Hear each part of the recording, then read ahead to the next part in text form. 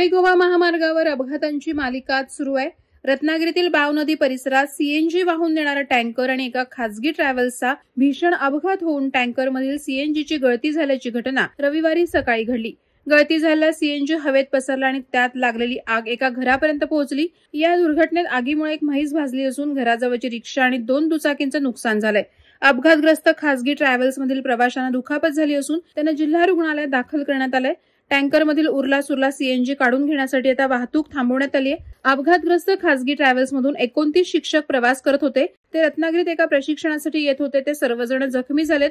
मिळालेल्या प्राथमिक माहितीनुसार अपघातग्रस्त टँकर मुंबईच्या दिशेने जात होता, तर खासगी ट्रॅव्हल्स चिपळूणहून रत्नागिरीला येत होती। बाव नदी येथे टँकरची खासगी ट्रॅव्हल्सला धडक बसली। ट्रॅव्हल्स चालकाचं नियंत्रण सुटलं आणि गाडी रस्ता सोडून 20 फूट खाली गेली। त्या ट्रॅव्हल्समधून प्रवास करणारे 29 शिक्षक जखमी झाले।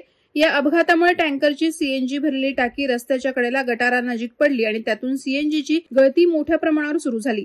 सीएनजी झपाट्याने आसपास पसरला, त्यामुळे त्या परिसरातील लोकांमध्ये खळबळ उडाली। मोठी धावाधाव सुरू झाली। हवेत पसरलेला सीएनजी अचानक पेटला आणि त्या आगीची झळ तेथील एका घराला बसली।